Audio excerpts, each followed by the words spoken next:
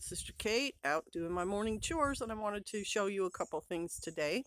I wanted to thank everybody who came to the live stream last night and putting up with our incompetence on our phones. It was great to see you, and welcome to all the new subscribers. There was a bunch of y'all. I appreciate that, and I hope you like the channel. So I'm starting at the beginning. I walked out of the house, and I've got to go take care of my goats. So they're back there. You can hear them yelling. But the raised bed garden is right as I walk out. And so I wanted to show you. We have some Swiss chard growing. And then right here, I did another one of my experiments. That's one of those romaine lettuce after I've cut it off. And supposedly if you put it in water, it grows more. I've done that. They do. Well, I figured this is very wet soil. I'm just going to try planting it directly in this nice, wet, rich soil and see if this guy will grow some stuff. That would be kind of fun. Also, there's some carrots right here. I planted a whole bunch, but I think they got too deep. I planted them pretty early, and there were some storms and such, and so they may not come up, and I'll replant some carrots in there. So I will head out to the goats now. Garden's right behind me. I have something to show you there also.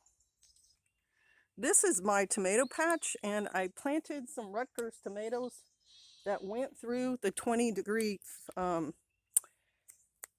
cold spell we had, and some of them lived, so that's exciting. But I also have this wandering chamomile in my garden. It's a perennial, and it just kind of grows where it wants as well as where I want it. It's in the end of that bed over there, and it's up. So those white flowers is what you harvest. You just cut them off, and a sister told me there's actually a little trowel or something that you can use that'll just trim the heads off. But normally I just grab a handful, cut the heads off, let them fall in a basket, and dry them after that. So that's going on. Also, I planted some lettuce in the bed. I can't tell if I can. It's right there. Yeah, you can see it at the corner. There it is. Early, like in February, and it came up. So lettuce and tomato are compatible plants. And then this is my strawberry bed, which is got a bunch of chickweed in it too, but there are strawberries, but this is like the 4th year for them. So they're not going to have as many, but there are plants in there. And many of the plants last year were killed by a mold in there. This row right here is just weedy, but it's got potatoes planted in it.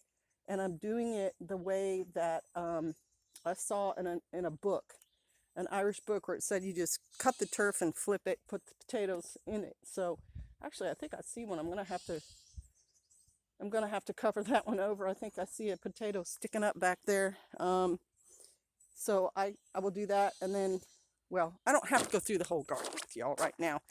Pastor's peas are over here on the side, and then a bunch of our perennials in our greenhouse. But there is something cool back here with the goats I wanted to show you. So this is last year's baby, Peppy Pop. And right next to her is her baby from this year, a little Billy. I don't know that we've named him yet. I think I named him Stormy.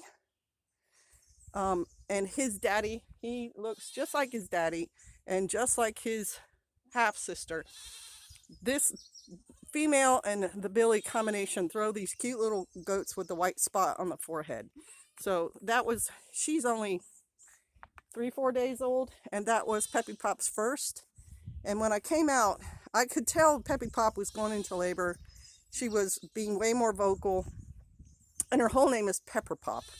But she was being very vocal. She was pacing around. She was, big, and her udder had filled, noticeably.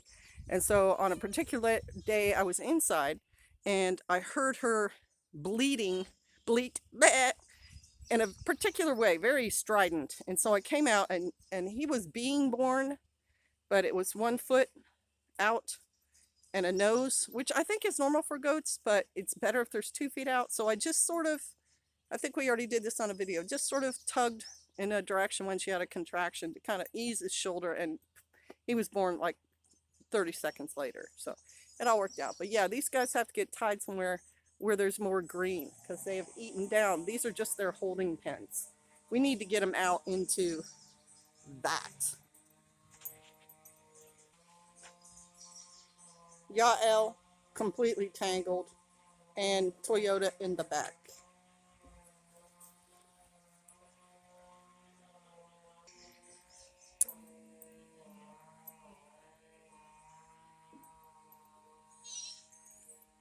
There's the sister, half sister, and the baby. You can see how similar they look. Got that same white spot on the forehead. And the sister was born, I think, last fall. Half sister, different mama. They're all sort of related, kind of. She's someone else's daughter. She's Yael's daughter. The goats are tied out on the hillside back there.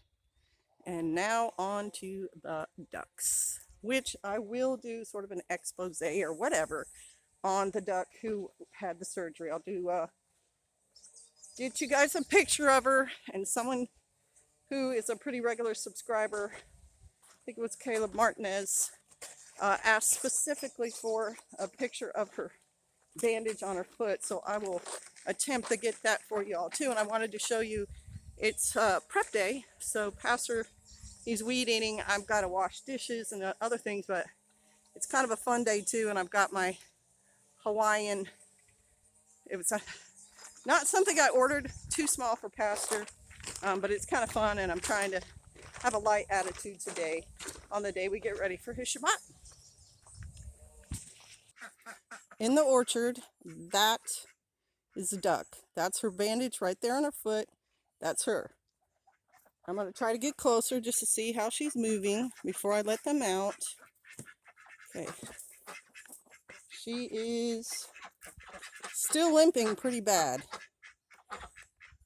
but we'll see.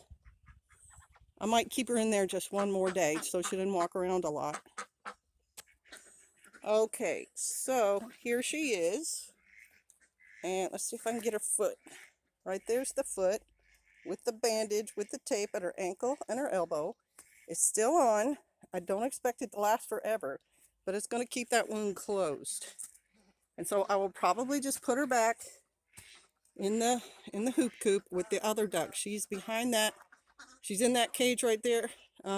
She's sitting on some eggs. So this girl won't be alone, and I'll get them their own food in here, and there's water already. But that's her. She's the one.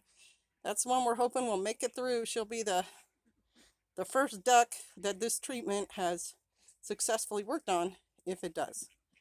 All right, y'all. Let me set her down and get back to my chores out here.